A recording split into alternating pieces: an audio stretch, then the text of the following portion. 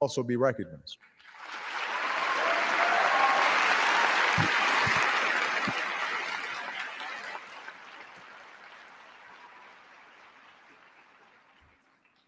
And put yourself in their shoes. Look at the world through their eyes. It is not fair that a Palestinian child cannot grow up in a state of their own.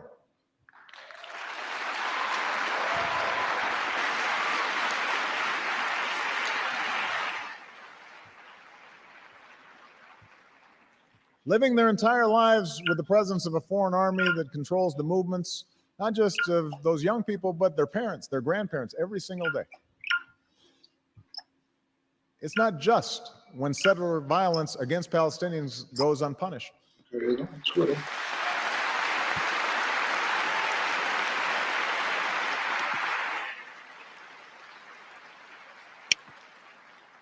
It's not right to prevent Palestinians from farming their lands or restricting a student's ability to move around the West Bank or displace Palestinian families from their homes.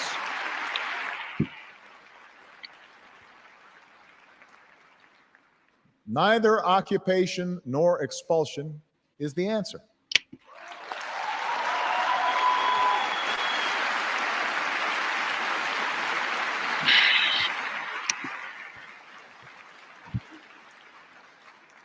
Just as Israelis built a state in their homeland, Palestinians have a right to be a free people in their own land.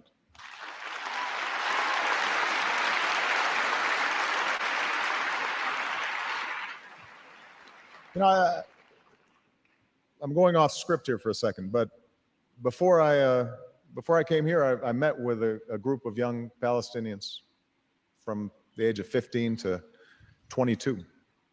And talking to them, they weren't that different from my daughters. They weren't that different from your daughters or sons. I honestly believe that if any Israeli parent sat down with those kids, they'd say, I want these kids to succeed. I want them to prosper. I want them to have opportunities just like my kids do. I believe that's what Israeli parents would want for these kids if they had a chance to listen to them and talk to them. I believe that.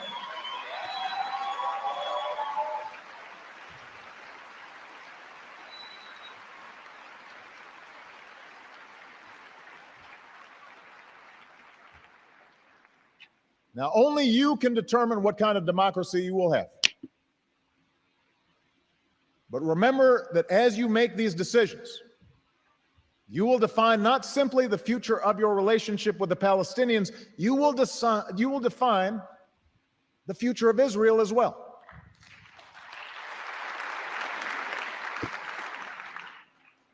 As Ariel Sharon said, I'm quoting him, "It is impossible to have a Jewish democratic state at the same time to control all of Eretz Israel.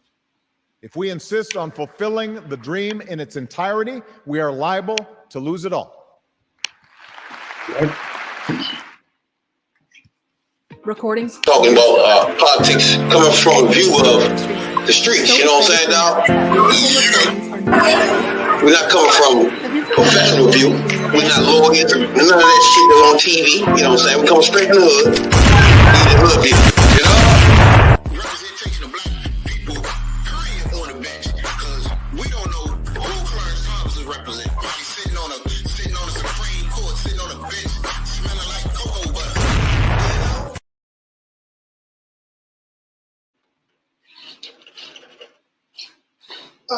Use volume. There you go. 3, 2, 4, 5. And we all the way live. We live. Shit. Welcome to Hoodviewpolitics, where we go into deep detail dive into politics from a hood point of view. Something like that. I'm Rabbit Jones. I'm Tony, the #1 soul brother. Welcome to Hoodviewpolitics, baby. Man, politics is getting heated For sure. We about to go to motherfucker, where they go? The Hour and all these places, man. It's about to get heated, baby. About to get heated. We got motherfucker Biden. He done called, sent emails to everybody with loans. Motherfucking student loans. What's that about? You know what I'm saying, Doc? Give people some help. You know? We got a female that almost died to have a baby. She had to leave the state. Go a whole nother state and try that again. You know what I'm saying, Doc? What's been going on with Claire? Shit. Whole bunch of shit. That's pretty much every day. Yeah, pretty much. It's the same old, same old. Somebody trying to run somebody else's business. Don't make no sense. Now, when we just listened to though, it was Obama, right? When he was saying everything he was saying then really apply now, for real. Yep, it's always been the case. He can literally stand up now and be president and say that same damn thing. It's like, yeah, that's how we feel right about now, you know? Yep. I gotta give him credit, man. He always hitting on the motherfucking points, man. Him and Clinton was like, and Reagan was good people that could just straight talk to you and shit. Like, Reagan was shit. but he could talk. See, again, Talk. no. See, you can't do that. You can't do it. You Reagan can't do wasn't it. shit. You can't, that's why, like I said, Trump was one of the motherfucking, the sharpest, meanest motherfucking politicians that ever lived, right? And you can't do that just because he a racist pig. You can't deny the facts. You know what I'm saying? You can't deny some of this stuff, though, bro. You know what I'm saying? I understand that they not ideal people. You know? But you can't deny what they done. You know what I'm saying? Reagan ain't did shit. No. I'm talking about false orator.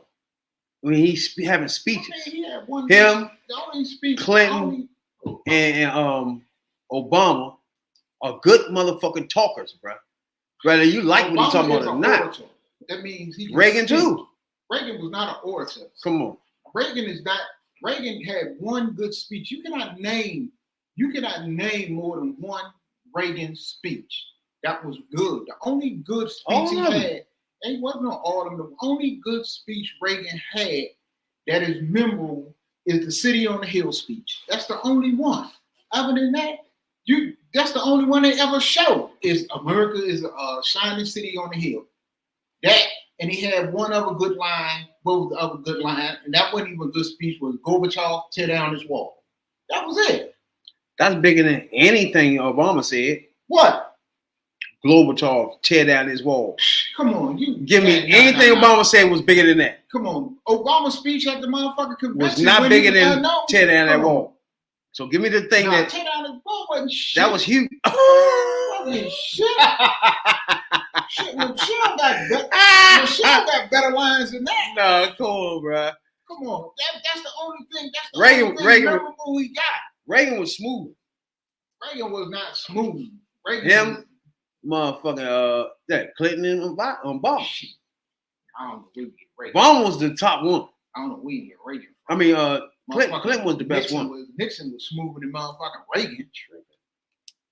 Reagan was motherfucking. He was an actor. This shit was smoother. This shit was way smoother than motherfucking Nixon. I'm like, come on, bro. I don't know where you get all this Reagan. Good Morning America and all that wild shit. Come on, man. I'm growing up during this time where that nigga shit is piercing the hood. The shit he used to say about the welfare queens. All that shit it pierced you. That wasn't no speech. That was racist. It's still your normal, bruh. I'm naming a lot of things that is real huge when he said out his mouth. You can't give me too much of Obama said. That's reality.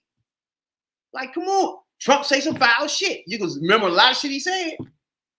Now you see what I'm saying? You don't remember a lot of shit Obama said? Reagan shit. Let me think. We'll agree to disagree. What Obama say? You feel what I'm saying? Me and you agree that he could have good speeches. But other than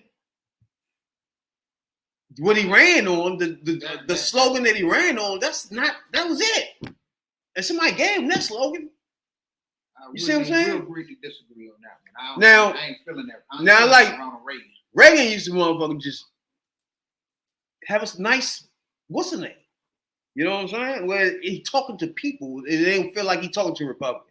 You can't, You can't tell me that when he talk, you think, oh, he think I'm talking Republican. So as a person, Then when Trump talk, you know he talking about Republican. So you saying during the 80s, when you listen to Reagan, as a person that grew up in urban areas and in the hood, you felt like Reagan was talking to you? No, what he was talking was in general for all Americans. He never talked directly to a Republican. Now you see what I'm saying? Which would turn you off. Who was he talking to? When did he do that? Who was he talking to? All his speeches was neutral. No, that's my point. Not neutral. What? Especially the welfare queens that you brought up. That damn show that wasn't neutral. When he said that wasn't neutral. He just said that though, and that wasn't like when his and who was it? And it was a racist comment. And who was it? That was a comment though. Yeah, so I get that. Telling me you putting that has nothing to do with what I'm saying. Because he made a. So you might as well put Trump as a great orator. Trump is not a great orator. No, Trump but he's a good ass politician. He can get out there. He and can get out there. He's campaigner. not a good politician because a good politician gets shit done. He ain't one campaigner, bro. Joe Biden is what you call a great politician. So you tell me Trump ain't a good campaigner? Huh? I think no. I think because he has a threshold. He has his supporters, and them the ones he can rile up. He does not appeal to. He cannot appeal to the masses. He don't appeal to the masses. He appeals to a certain group and a certain people. And when it comes to getting over that, he's going to struggle. He's going to always struggle. You trying to tell me this man can't campaign, bro? He can campaign amongst his own people. Really though? He's a good campaigner. No, he's not. You can't deny that. No, he's not. What? Because for one, the election that he won, he didn't expect to win that. So he was shocked when he won that. The next election, he lost. What that mean, though? And then everybody that he supports loses. He's not a good campaigner. No. I'm talking about him campaigning. When he got out there in 2020 and campaigned for himself, he lost. When he got out there in 2022, 2021, 2022, even matter of fact, even after 2016, when his midterms, he lost. Every candidate that he campaigns for and he endorses loses. Not gonna say every one of them because in some states he had a couple that went, but most of them went. He lost the House. He lost the Senate. He's not a good campaigner. He can get out there and he's a good entertainer and he can wound up an audience. But he only has a threshold. But that's only a. You talking about votes? I'm talking about campaigning. What are you campaigning for? Do you think Hillary Clinton is a good campaigner? What? Clinton will smoke him. I said Hillary. Hillary Clinton? Yes. Is she a good campaigner though? Yes, because she appealed. She appealed to more than just her base.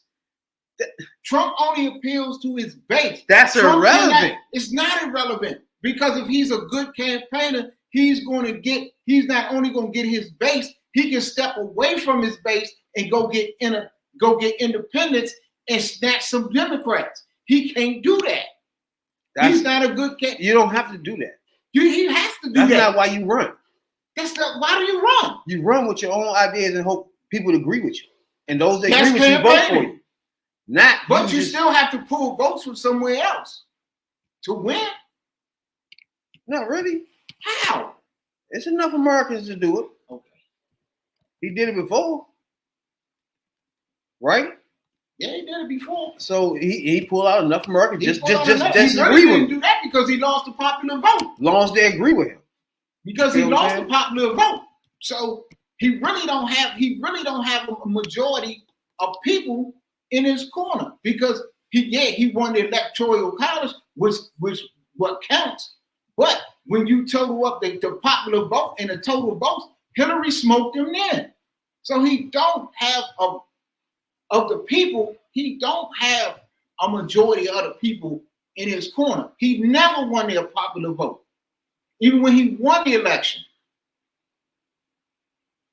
So if you're going on the people, He don't have a majority of the people.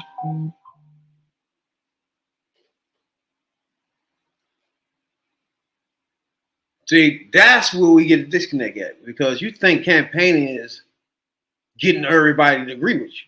And No, that's I not, don't think- hold on. But that's not what campaigning is. Campaigning is having your ideas, articulating them to the people, and hoping whoever agree with you, vote for them. And you get as many of those people as you can. Correct. Not hoping everybody agree with you in the world.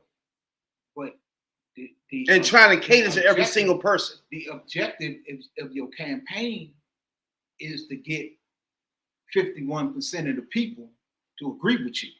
That's your objective. Cool. And if you don't, and if you cannot step out beyond your base, yes, he could campaign among the Republican Party because he's the most popular thing in the Republican Party. But when he has to step outside of MAGA and the hillbillies and the races, his message falls flat. And he can't pick up people that's on the fence. So he can't do that. So but what? You have to do that. So he has to do that. If you need, let's say you need 85 million people to be president. Correct. And he galvanized 83, 84 million people. You mean to tell me he can't campaign? And who gives a fuck about the people that don't agree with him? He just needs people to agree with him. That's why his administration went the way it went, because he had that same attitude of who gives a fuck about that. He don't give a fuck about the people who didn't vote for him. Yeah, it's irrelevant. It's not irrelevant because yes, you campaign as a Democrat. You run as a Democrat. You run as a Republican. But when you become president of everybody. That's what every other president. That's what you hoping that president think. But when they get there, they can do what the fuck they want. But my point is, if they want to be Republican, redneck ass, they gonna do it. True. So, but you do what's in the best interest of the country. You hoping and that's that person what even when you don't agree, I always bring up George W. Bush. I don't agree with nothing that he did, but do I believe he was doing it in the best interest of the country? Yeah. Do I believe that in his heart he felt that what he was doing was in the best interest of the people? Yeah. Do I believe that about Trump? Hell no. No, this topic, what we just talking about is good campaigning. Him, Obama, Reagan, Clinton are good campaigners, bro. I disagree with you on Trump because I don't put you Trump, still won't give Trump that. I'm not giving Trump nothing. He's a racist pig. But hold on, you can't say he can't campaign. Like some stuff is I don't put him right there. I don't put him in a category of Obama and a Clinton, because when Obama created a movement. Trump what Obama too. Was something called MAGA. A movement. MAGA. He had people from the left, people from the right, people from the middle. He had old people. He had young people. He had everybody. Bill Clinton, when he was on the trail, Bill Clinton was in last place and brought it back and won. That's campaigning. But Trump, I think Trump is an entertainer, and I think that he knows what to say and how to say it. But if you get out there, if he got to get out there and he got to put out ideas and he got to talk to the people and really talk to the people and talk to educated voters, he's through. He done. He don't That's care why about he won't do that. He don't care about them though. You know that, That's right? why he don't need to be in office. He damn sure don't give a fuck about them at all. But that's why he don't need to be in office. Again, that's how we bring up who you vote for really matters, bro. So again, Trump was in office. Everybody think it's called cool and dandy. But right now, it's people in America can't get abortions. And y'all realizing that the fact that who was president now made your life really hard. But see, Period. that goes back to what you was just saying. You saying that Trump's a good campaigner and Trump's this, Yeah. that, and the third. Look what he make, motherfucker. And He bamboozled. That made it even better. And people put him in a. People was hearing what he was saying. People heard him talking, but wasn't listening to what he was saying. And his dumb ass got in there, and now you have situations where he stacked the court. He did not only stack the top court, he stacked the lower courts. Again, this is why I say he's a good campaigner. Because he stacked them courts. He did everything you just said. He even said he don't give a fuck about Mexicans. I'm gonna put a wall up. He did all that. Look, and still to this day, you will run into a black person that still will vote for him, bro. I'm gonna say this. Think about that for a minute. You still will walk. Hold on. You still will talk to a Mexican right now today that will vote for him. Yep. It will beat you down about the bullshit all day long. He done exposed and explicit that he gonna do all that, and he still can get them to vote for him. You're gonna tell me he can't campaign, bro? Beauty. A nigga can shoot somebody in the Fifth Avenue, like he fucking said, and they will still vote for him. You say he can't campaign though. Think about that. A good campaign and my idea of a good campaign are two different things. So we'll agree to disagree on that. I just don't think he's a good campaigner. I think he can wild up his people. I think he's a good hell of a ride starter. He can start a ride. I give him that. A racist pig. That motherfucker can start a ride. A racist pig can have black people tell you dumb. But think about that. But when you gonna tell me he can't campaign? But when it comes to what I listen to what Chris Matthews, one of the people I like listening to, what he called retail politics, I don't think he's good at it. I just don't. That might be me. That's not the only way to do it. Yes, plenty of ways to do it, but I just don't. I mean, so you don't think 85 to 90% of people that voted for him when he won were racist? I think the majority of the people that voted for him, I don't even want. I think the majority of the people that voted for him was racist. And then the other half knew he was. And I think now think about that. And I think the other part that voted, I ain't gonna say the whole other part. I think it was a significant portion that thought that racism or being a racist didn't apply to them. I think that. And I think, like you were about to say, I think it's another part that doesn't even give a fuck. Exactly. So you got people that are racist and people that knew he was a racist and still voted. And they all still voted for him. Yeah, there were people that just didn't give a fuck. No. But still, he convinced all those people that know he's a fucking racist to still vote for him. True. And a black motherfucker that know when he would tell you he's not a racist. Think about that. You got a racist pig running for president, and he would actually have a black person debate you and tell you he's not. But the Ku Klux Klan, all these motherfuckers, that's just their leader. Okay. Make it work. Make it make sense. You gonna tell me he can't campaign when he get a black man to vote for him? He get an Hispanic to vote for him? Think about that. The dude is a charismatic cult leader. He's a motherfucking good campaigner. That don't mean I think. With my definition, what I think is a good campaigner is, I don't think he is. I don't think that when being a good campaigner means not only can you put it like this. See, that's the thing. When it gets down to the one-on-one, we don't know what that means. When it gets down to one-on-one with him and Biden. Mm-hmm.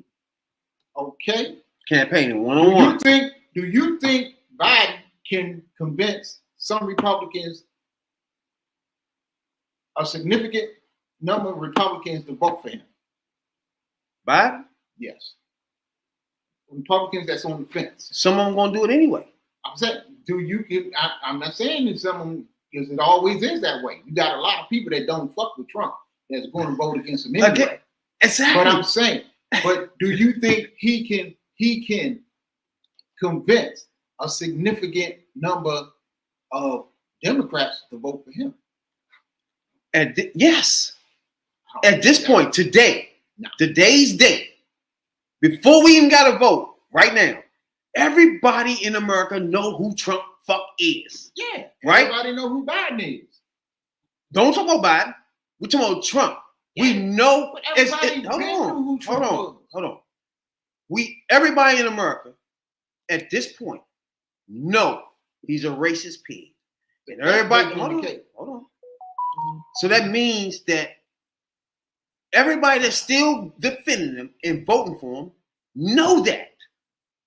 They know he's a racist pig, either going to tell you delusional and you're not paying attention, he not, right? But the skinheads and the motherfucking, all those people, they love him. They his God. They the God, right? So that makes him a God racist at that. And you're going to still have a black person and a Mexican tell you the dummy, he not racist. But you're going to sit here in my face and tell me he can't campaign. Because he's What the black. fuck? Look, being a cult leader ain't out That's there. not being a cult He's leader. a cult leader. He just running a campaign where These you. are not, look, like I said, your definition of a good campaign and my definition of a good campaign is two different things. We gotta agree to disagree. I do not think that if it got down, when it gets down to it, you take away the insults, you take away the wilding up and sending motherfuckers up in the Capitol to tear it up.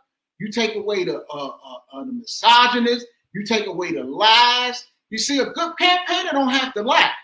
See, A good campaigner is going to get out there and tell you what he stands on and what he's going to do if he is fortunate enough to get your vote. That's what a good campaigner do. A good campaigner don't sit there and lie to you. This man sits there and lies to you, to your face. And for some fucking reason, people think he the victim. I don't know why. What? Hey, it is what it is. I get you that. But I'm trying to tell you, you made my point right there before we move on. The fact that everything you just said, right, and he still had people vote for him, makes him a good campaigner, bro. And because some people don't look. No. Some people But it don't, makes him a good campaigner, whether you like that or not. I mean, When he can make like people I said, I vote don't for him, believe it. first of all, he making people vote that never vote or give a fuck about voting. That's the first step. Second, he making people vote against their interests. Black people, Hispanics, way against their interests, vote for him. Well, white Hold people on. did that for a Hold long time. on. I'm not talking about white people. I'm talking about a motherfucker that's running right now that, to me, is a good campaigner because all of these reasons. I mean, A like black- I said, that's where you coming from. It's one. I ain't gonna try to change your mind No, if that's what you believe. What I'm saying is, what I believe a good campaigner is, and somebody that's running a good campaign, I just don't think it's Donald Trump. Now, do I think that he got a hold on his base? Yes. Do I think he can run some fiery speeches? Yes. But see, what they not telling you about this good campaigner is them big crowds. He don't have them big crowds. This crowds are constantly shrinking. Them camera angles that make that shit look larger than what it is. Even if he done a good campaigner, he don't lose. He loses support. But like I Thanks. said, you do you think? think after the events of this week, you don't think him, especially him bragging that what happened to that woman, he basically did it by what he did to the Supreme Court. Do you really think he haven't lost women? He never needed women, bro. It's one thing about you haven't realized about Trump. That nigga is not conventional, bro. You don't need women. You gonna get the Everybody women. need Hold women. on. you're gonna get the women that's already Republican, that's gonna back him and tell you, you's a dumbass. That's what I'm trying to tell you. Those people gonna vote for him. It's gonna be women to vote for him. Yes, it is going to be Period. women to vote for him. Yes, it is. It's gonna have Hispanics, blacks. But the majority Gonna of women vote for is him. not going, especially younger women, especially Gen Z and Gen X. Them women 35 and under. There's women that's still of childbearing age. Are not going to vote for this dude. Especially seeing what went down with Kate Cox. When a woman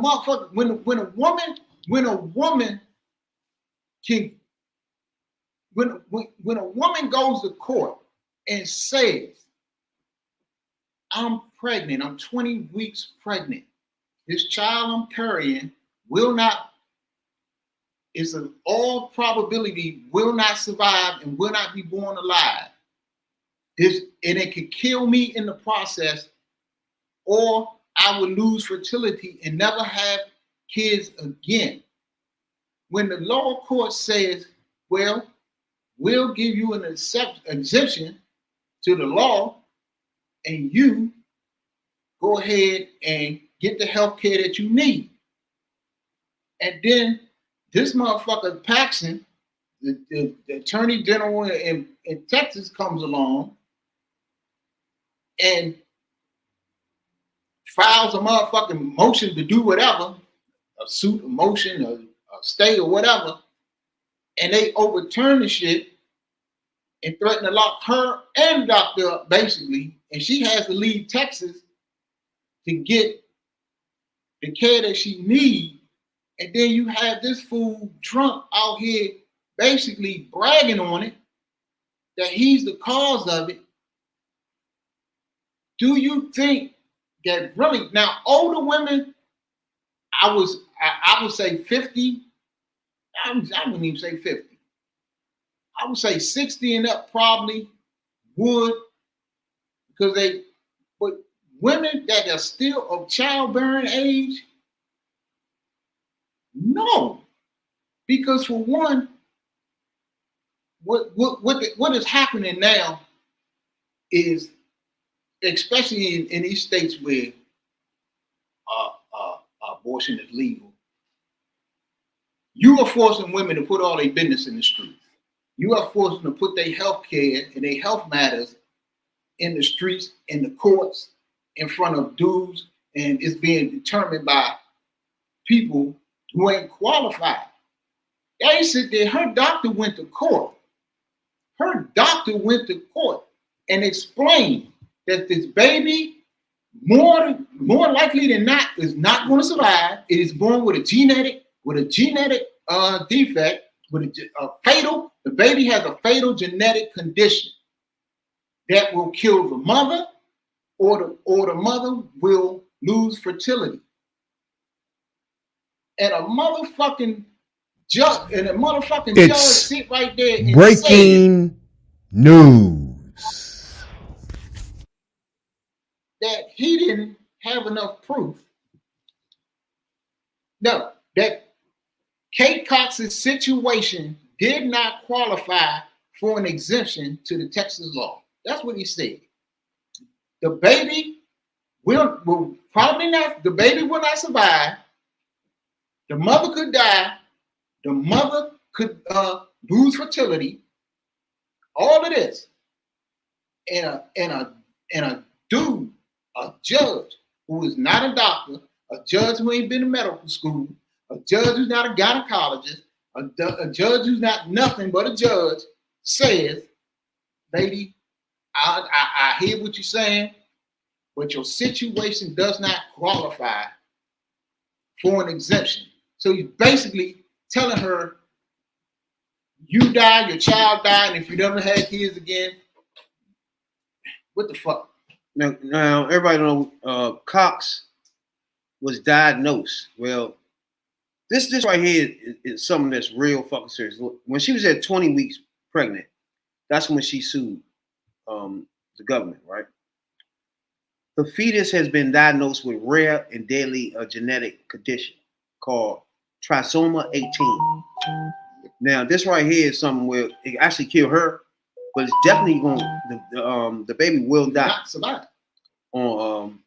So you're gonna actually watch your baby die. That's you ready? You praying for do that, really? And at this point, all right, she said, "I need you in my pregnancy now, so that I have the best chance for my health, for my parenting, my children, and the future of me having to be pregnant." She also added, in a trimester 18, sometimes called Edwards syndrome, is a rare condition that can cause heart defects and other organs defections, almost killing her and the child. Well, the child is going to be born, stillborn, if he even be born, right? So this is what she gonna have to be faced with, even though she already ahead of time known from a doctor that this is going to be your future, right? You're going to watch your child die in your hands, and then you might die too. So you in Texas, and with this governor and almost the whole state government, really, everybody there makes it hard for you to get abortion. And they don't keep in mind that that's none of that fucking business. That's what I'm trying to say. Like once the doctor told her that, she had a decision to do what the fuck she wanted to do. Period. It's like a Republican will do all that when the baby came out. They don't give a fuck. They don't want no food stamp. They don't want to feed them. They don't want to do shit. But once they in your stomach, it's everything God and Bible. Once it come out, you don't give a fuck. If they in the streets, they got food, shelter, none of that. It's ridiculous, bro. Okay, go add on to that. Because there's a woman in Kentucky. Who has to do the same thing Kate Cox has to do. She's seeking an approval to get an abortion because she learned. Now she learned this. She knows this. That her embryo, the embryo that she is carrying, no longer has cardiac activity. What does that mean? The baby she is carrying does not have a heartbeat. That means this baby inside of her will be stillborn. Yeah. It's not alive. She should not have to go to court to get a court order to get the care that she needs. And women, and especially young women, I'm telling you, you watch in November, young women are going to come out in droves, Republican and Democrat, and vote just because of these of the issues like that. That is an issue that Republicans can't win on, because no woman and no human being, period, should have to go before somebody who is not qualified to diagnose, treat, or knows anything about the human body and how the human body functions, should have to go before this person and have your business put all in the street. What Kate Cox is going through and what this woman in Kentucky is going through, that's private. We should know that. Now, do you think we should know about this? We shouldn't even be talking about this right now, because it's none of our business. It's a personal issue. And you think women want to keep on have to go to court and then have somebody tell them, no, your situation does not qualify for the exemption. And like they say, like they asked,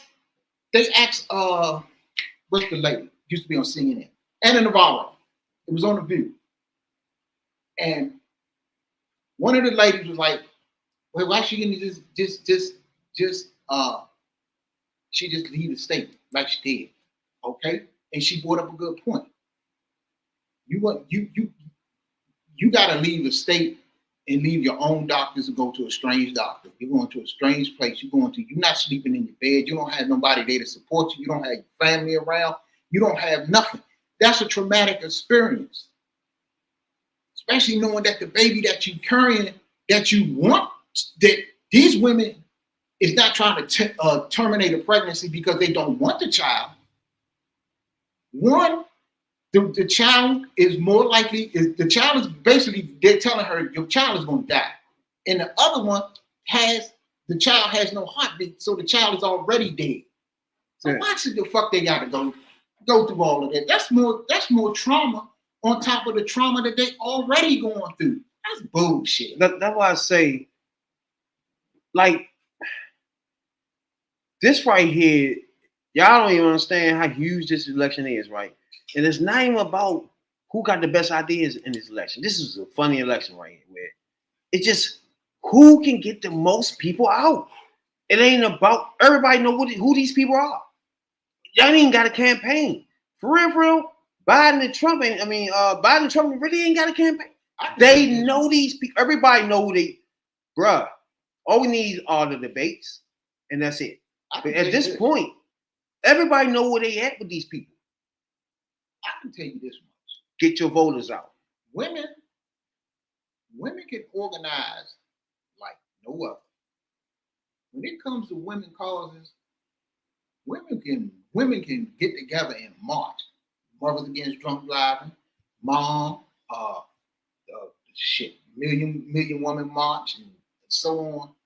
And when it comes to their bodies and men, this is the problem. Men telling them what to do with their bodies. To tell you this, me carrying this child a full 9 months, gonna kill me, the child, or if don't kill the child, gonna kill the child, and I probably never have kids again. And then maybe she probably wants a large family, because she said she don't want to be infertile.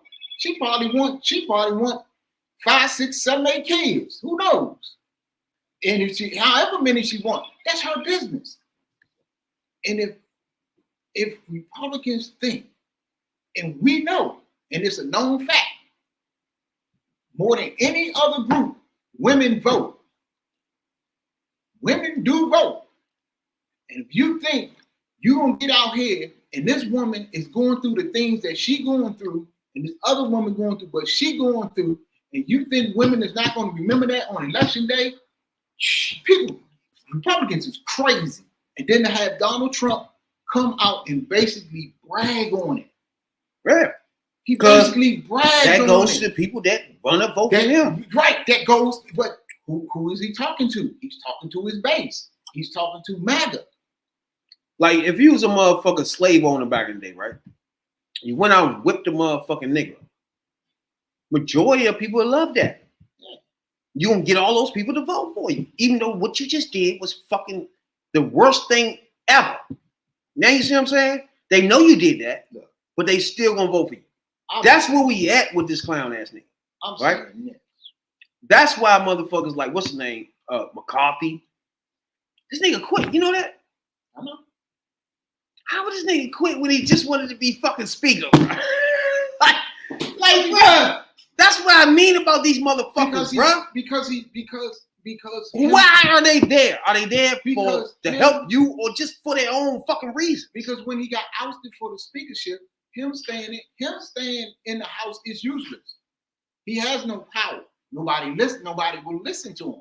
He can't get nothing done. If he brings up a bill, he's not gonna have no co-sponsors. They're gonna laugh at him. He's a lame duck. He just got in there. He's a lame duck. So what are you gonna do? He's gonna take his ball and go home. That's why I say. And why? Because he pushed issues like the one we talking about. In the end, it's gonna look, all this shit they doing is gonna come a reckoning. He made a deal with the devil. Right, and he lost. Exactly. But when he quit like this, it just showed you what his goal was, just personal.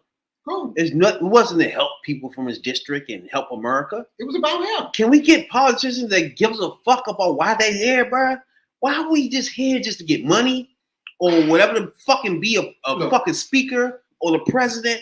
Why we can't just get motherfuckers there that just want to help you in your situation? We get all 100 of those, 600 of those in there, we'll be much better off. Because this is the deal, and this is the flat out deal. It's not about the people. It's about special interests, and it's about billionaire donors. It's what they want, who they cater to. That's who they in there for. So they don't give a fuck. They don't give a fuck about. I don't agree with that. So I'm gonna tell you why. It's not about. If you was to take away all donors, nobody get donors. Republicans still run on guns and abortion, bro. I understand that part. With no donors and still get these votes. But when it gets those to people donors, gonna vote regardless. But you have these billionaire donors that can donate unlimited money to these super PACs. And where do you think that money goes? They don't spend all that money. They pocket that money. They can use that money on perks. They use that money on. Why you think every time you turn around, that's it. Look, when Obama ran, he had a hell of a war chest. But most of his money came from small donors, and I believe that the average amount from his small donors was something like $35 or something like that. Something like that. Well, it was $35 or less, I'll say that. I'm sure about that. And he built that up. But as you see, and the way he governed, he wasn't beholden to pharmaceutical industry. He wasn't beholden to the gun industry. He wasn't beholden to big oil. He wasn't beholden to none of them. That's why they got so fucking mad when he passed healthcare. That's why he got so mad when he did this, that, and the third. So everything they do, they was pissed off because you had these special interest group was basically, you gotta get him the fuck out of there. That's why, the boys say, his goal was to make him a one-term president. Okay? Because y'all motherfuckers know y'all getting these perks and y'all getting these just like Clarence Thomas. It's just like what Clarence Thomas is doing. Clarence Thomas don't give a fuck about the rule of law and what's fair and what's right. Oh, yeah. Him and the other chump, they riding around on millionaires giving them boats, giving them houses. Come on. It's fucked up. What you think Obama ran for? I think Obama he ran a server. Exactly. He Can we get everybody that's there for that instead of this sidetrack shit, money or power? Why can't you just be served, bro? Why are you supposed to be there? You know what I'm saying? Because. And speaking of serving, we told y'all earlier, right, that Biden has sent out emails to everybody of student loans. That's huge. It's like 800,000 emails went out.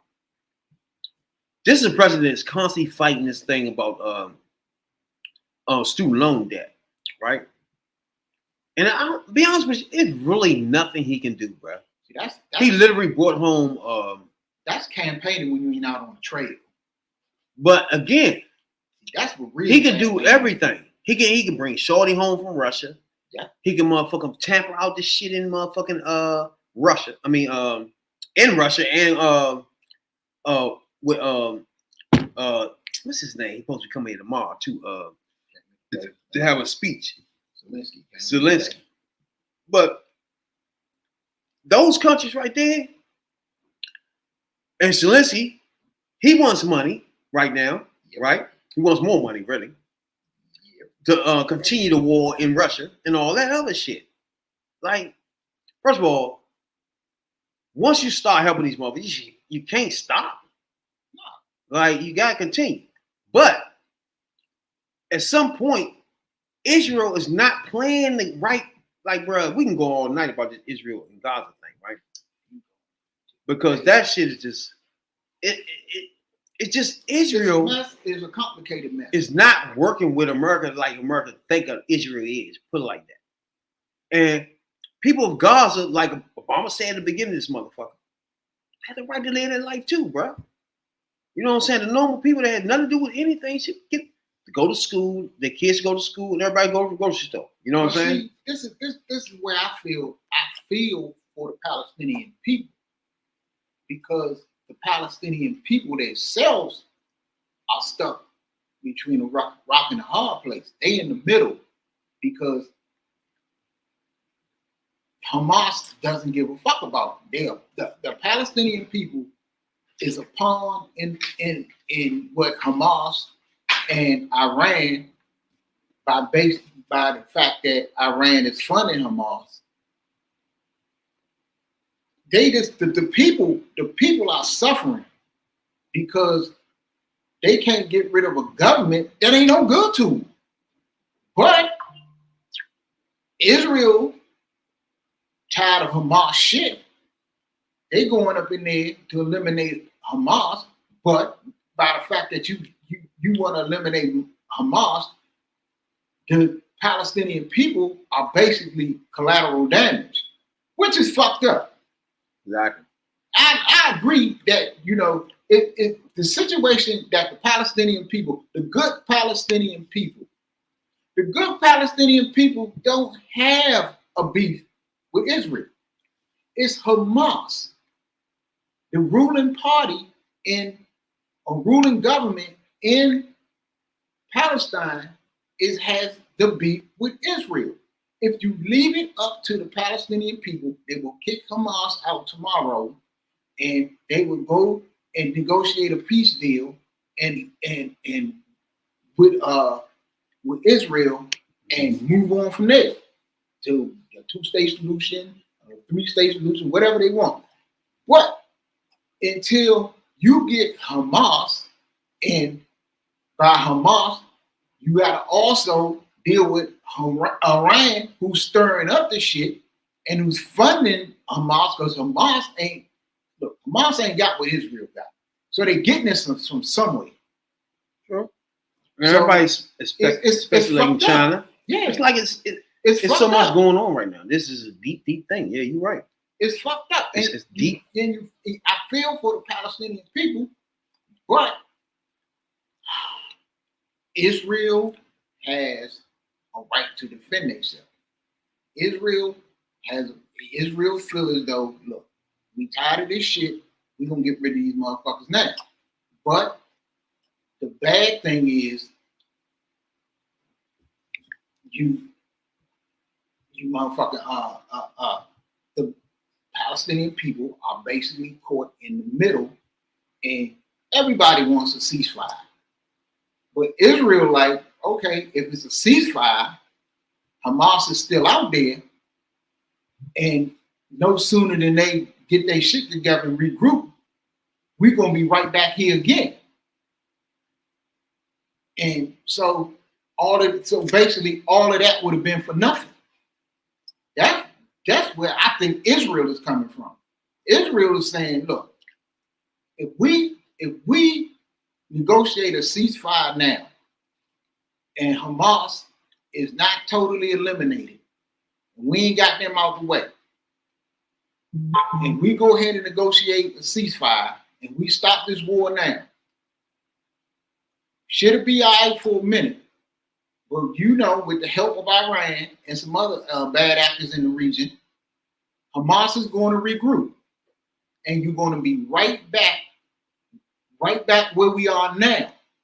And then all of this shit, all of the treasure, all of the lives, all of it would have been for nothing.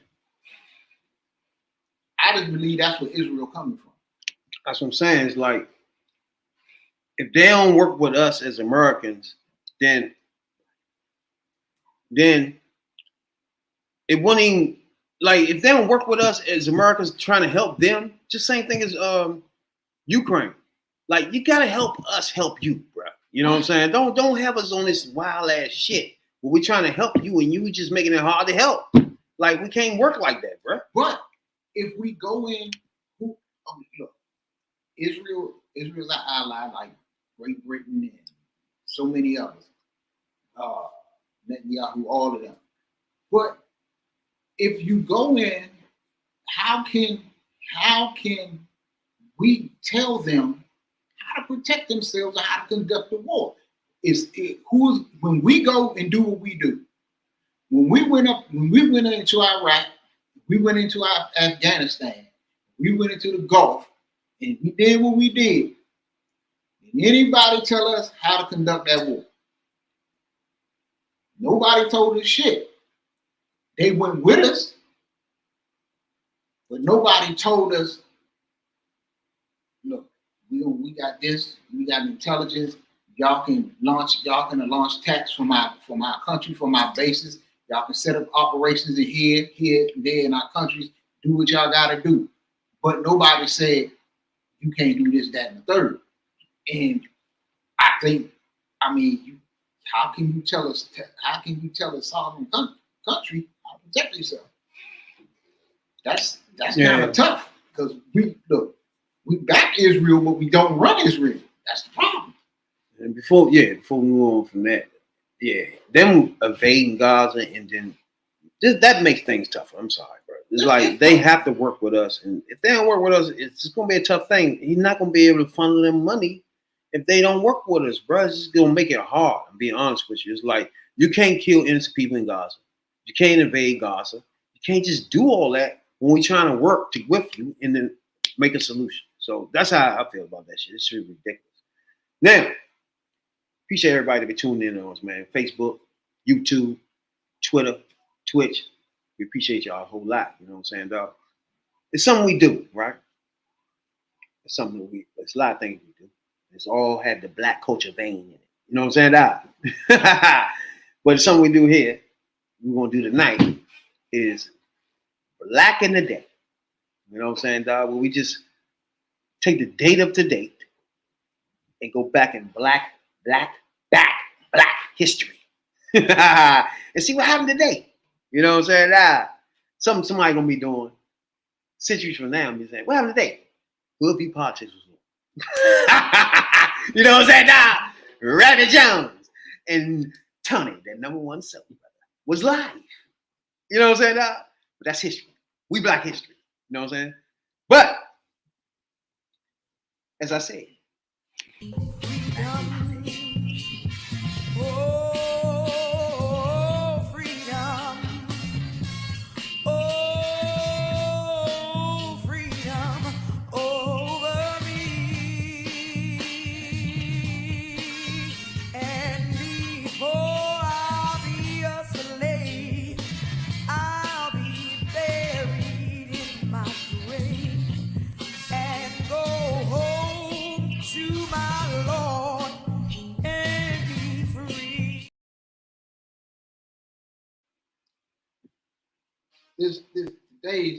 This week's Black in the Day comes from Jerry Mitchell. Jake Mitchell knew we gonna give him a shout out for saying this one. And this one will go to show you what we're talking about and who you put in office matters, and who they put on that bench, that Supreme Court, matters. On this day, 12/12/61, the U.S. Supreme Court threw out the convictions of black students arrested for taking part in a sit-in at the Crest Department Store in Baton Rouge, that's Louisiana, y'all. After the sit-ins in Greensboro, North Carolina, in 1960, the all-white Louisiana Board of Education warned that any student taking part in a sit-in would face stern disciplinary action. I mean, you go in that restaurant, sit your ass down, don't get up. Take your foot off the nigger, put your hand by. There were 7 students at 7 universities that took that decision as an insult. So you ain't having it. And headed to Crest Lunch Counter on. This was on March 28, 1960. Authorities jailed them, and 9 other students took part in the sit-in. 9 other students took part in another sit-in at Sittman's Lunch Counter at the Greyhound station.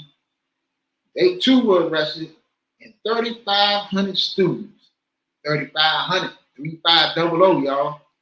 3,500 students marched through Baton Rouge to the state capitol where they protested and they prayed. Southern University President Felton Clark expelled 16 students that had taken part in the sit-in, and the NAACP Thurgood Marshall, who became the Supreme Court Justice, the first Black Supreme Court Justice, began to represent them. That's where Thurgood Marshall was attorney for the NAACP. The Kennedy administration filed a friend of the court brief backing the students. After the U.S. Supreme Court threw out the students' convictions, more sit-ins and mass demonstration took place, leading to the arrest of 23. Excuse me. Hey, Kunta Kinte! Next day, about 4,000 people, many of them students, marched from the university to the courthouse. The continued protest finally led to the desegregation of lunch counters in 1963. A half-century later, Southern University bestowed you got to step out back. Hey. Now, that happened back in the day, 12/12/61. And it goes to show y'all, man, who y'all elect, who y'all, I ain't even gonna say election, who y'all allow to go into office and to serve y'all, it matters.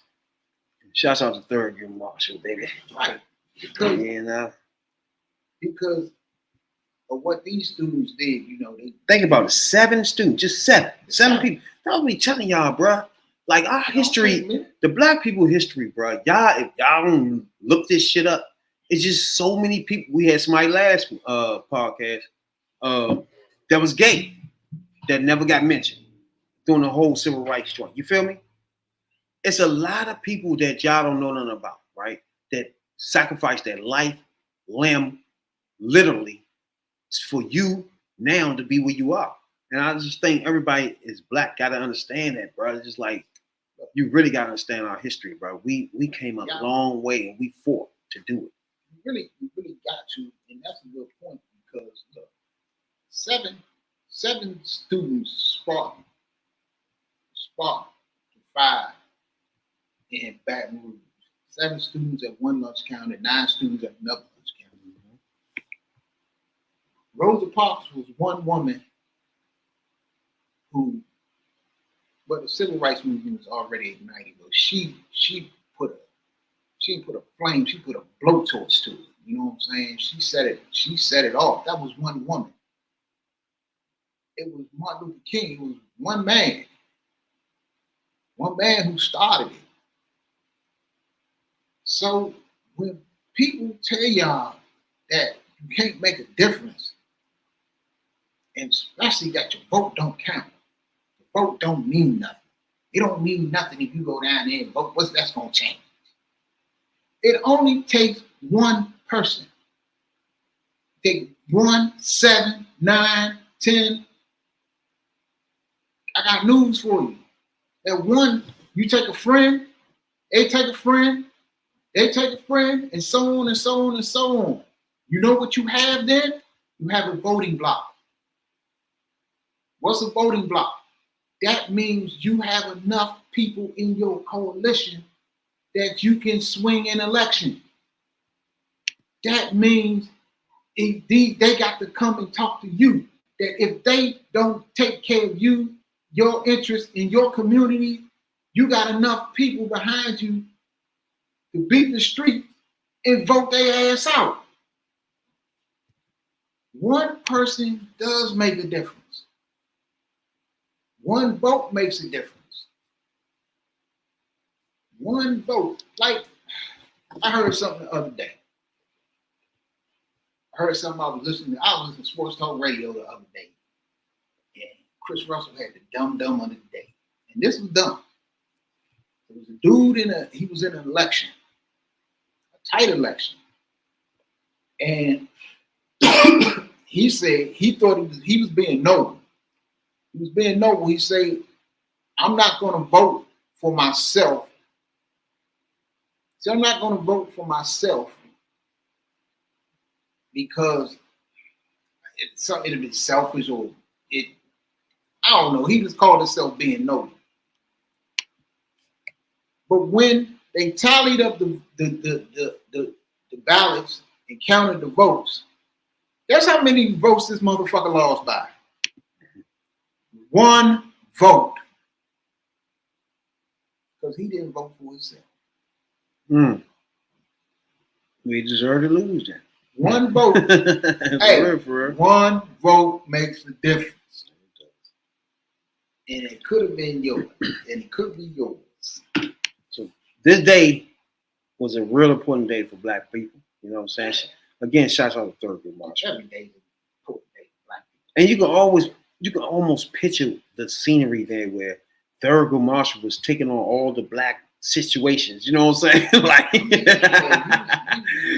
he was. You know what I'm saying? Like, who we got there? Like Al Sharpton running around to all certain joints. That nigga was going around being a lawyer for everybody and getting people out of shit. So you could just picture those times, man. It's like that, bro. In that time, being a lawyer was the shit. He wasn't the only one, but that was the shit as a Black man. They were locking brothers and sisters up, right and left. And they needed representation. And he was representing. And he was representing these people. And a lot of times, wasn't getting paid. You know, probably the NAACP, they took care of his expenses and this, that, and the third. And he probably got some donations. But a lot of times, brother wasn't getting paid. No. But you see that what he did, starting at the NAACP, and represent people like these 7 people, these 9 people, 16 people, and so on and so on. And people here, a person there, a couple people here, you know. Where did it lead him? It led him to the Supreme Court. The first Black justice on the Supreme Court. Exactly. That goes full circle. Come on. To Black in the Day. I got to know this. You know?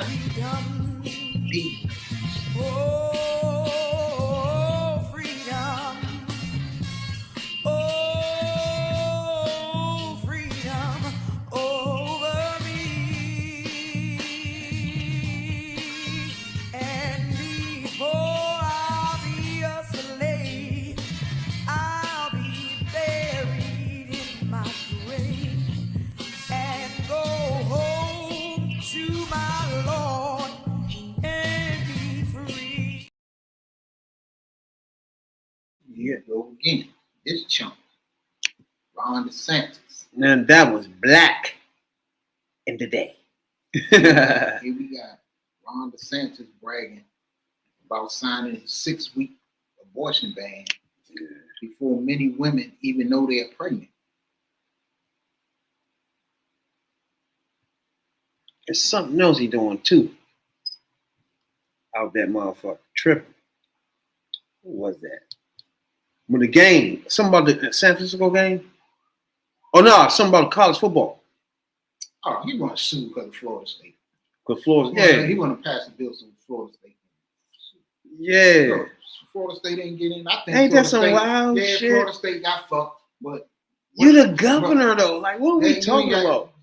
Is that what's on your mind? You running for president? Like, what is happening? Is that what you want to fight for? Wow.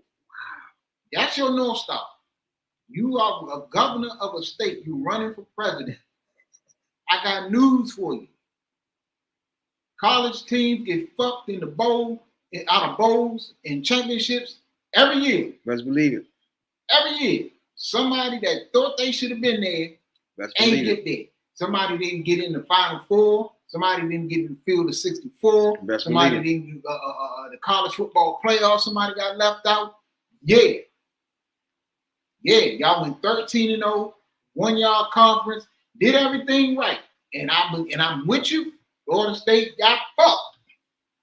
But that's not your business. leave that. That's what they got. What the fuck? College presidents for. And speaking of college presidents, you see the college presidents on Capitol Hill the other day. They called them up. Presidents from the University of Pennsylvania, Harvard, black lady Claudine Gay from Harvard, and Sally Kornblum from Massachusetts or MIT. Mm-hmm. They called them up about doing something about anti-Semitism on college campuses, on these college campuses. And I get where they was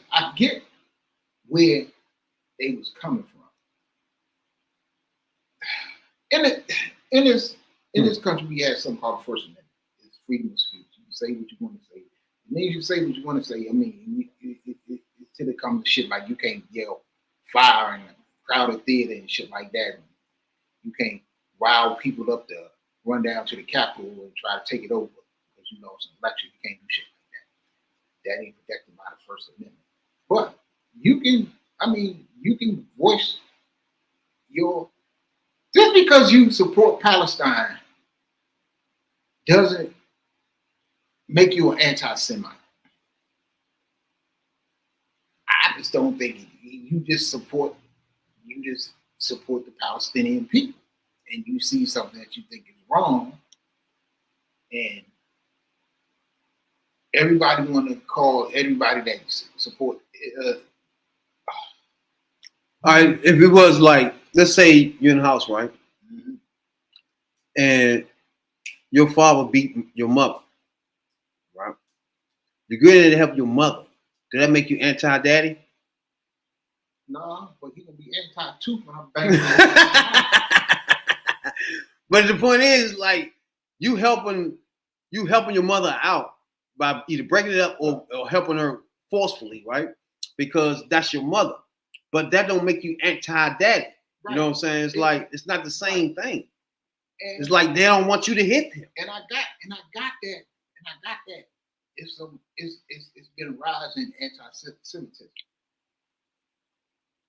But you can't police everything that everybody says. Now, if this anti-Semitism comes with, and this is what I believe they was trying to tell these people. If this anti-Semite rhetoric comes with anti-Semite action against a person of Jewish faith or whatever, then they can do something about that. But look, the KKK been running around this motherfucker, been anti-Negro since what? Their inception? And what has the law done about it?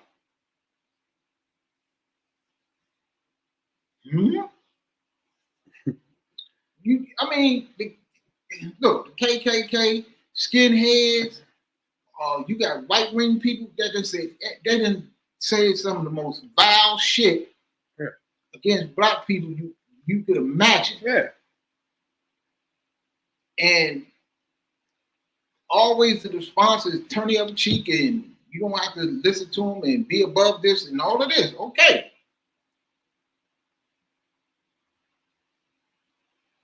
People who are getting this, you got to tell them the same thing too. Look, as long as the motherfucker don't put their hands on you, then what can you do? You can say, well, this one said this about me. I mean, you got people who are here that's supporting Palestine that's on TV, and you turn on the TV, they get canceled right and left. True. You say, man, I support the Palestinian people. You can support the Palestinian people, but that doesn't make you an anti-Semite. I sit on here tonight and I say, what's going on? It's fucked up what's happening to the Palestinian people. But you also got to condemn who put the Palestinian people in that position. It wasn't Israel that put the Palestinian people in that position. It was Hamas. It was Hamas. And nobody is coming out condemning Hamas. You coming out, you condemning everybody else. It was not Israel that started this shit. True, but Israel now is invading Gaza. But we can't do that. I feel for the Palestinian people because they are caught in the middle of a war they don't want. True. In a war that they don't support. And they are getting killed. It's fucked up. It's a wild ass situation. And that again, that brings me to something that before we get out of here. Appreciate everybody, man, that be tuning in to our joint. We appreciate y'all a whole lot. Number one soul brother, Rabbit Jones. We just want to give y'all the motherfucking politics from a hood point of view. Wow. You know what I'm saying? That's all we doing. But as you know what my problem is. First of all, everybody know there's a lot going on in Haiti too, right? True.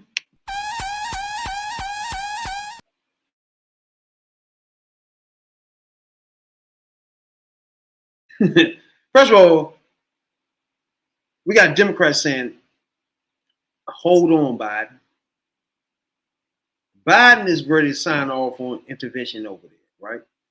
Now, I need everybody to understand, which is good. Now, look, I've been on y'all. If anybody listens to this podcast, they know we've been ragging on this Haiti problem for an issue for a motherfucking minute now, right? So the fact that the president and like we was talking about a couple weeks ago, why ain't no congressman or somebody saying any fucking thing? The fact that we got some congressmen, right? Some of them having issues with doing things and want to do things a certain way, it's good for Haiti, right? But what's not good for Haiti is, I don't think them saying, oh no, let's not intervene, let's just break up the gangs. I don't think that's a good way to go here. I think if you're going to intervene, you got to be complete army.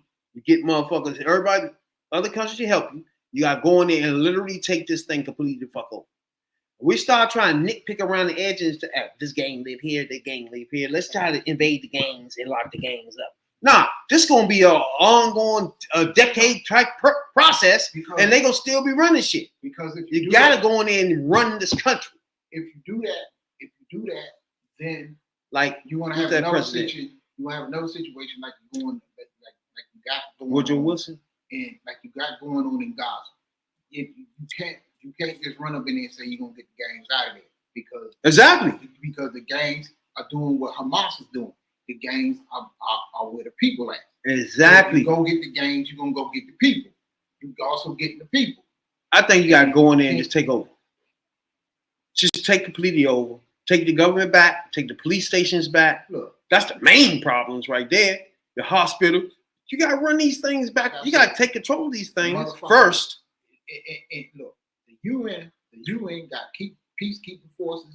And the UN got a whole lot of shit they can do to get a grip on, to help get a grip on this situation. And that's who needs to fucking step up. And the UN, I might be wrong. I haven't even heard about the UN condemning this shit yet. They might have. I just might not have heard it. I think it was a couple of days ago.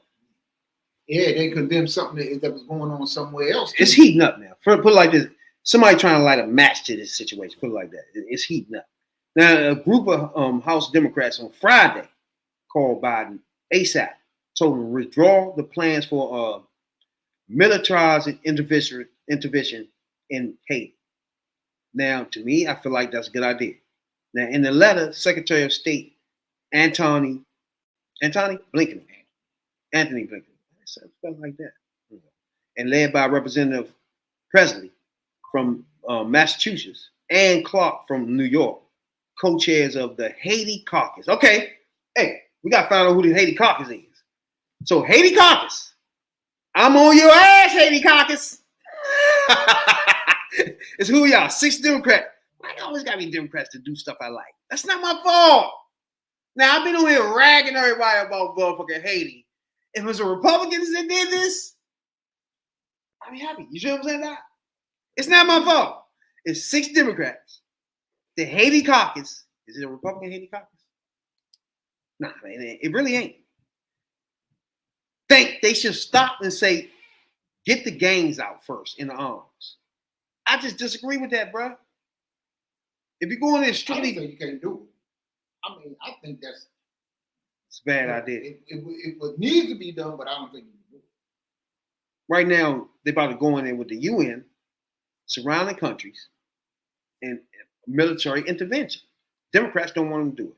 This is one time, Democrats, probably more than one, but this is another time that I ain't agreeing with you, bro. I've been whining it for a while.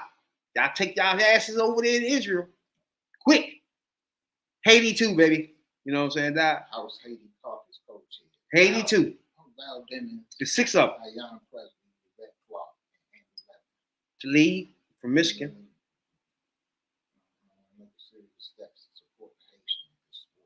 So next podcast, from this point on, y'all gonna see the 6 Haiti caucus men and women on this podcast. So y'all can see the faces of people working on my issue. Our issue. Hoodview politics issue. You see what I'm saying? Now, black people around America, baby. I understand what's going on in Israel. That's cool. But you need to take care of Haiti, baby. That's what I'm saying. Yeah, here though. Haiti, baby. Got about that too. Florida is the issue.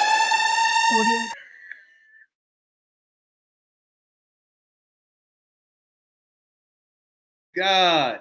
Shouts out to you each and every Monday, baby. Hoodview Politics, Rabbit Jones, Tony the #1 soul brother, baby. And don't forget, if the other nights we pop in, you be like, hey, it's a night Monday. I just woke up. It ain't Monday. It's another day. So watch out for us, baby, for deep, detailed dives in the politics from a hood point of view, baby. Talking about politics coming from a view of the streets, you know what I'm saying, dog? We're not coming from professional view. We're not lawyers. None of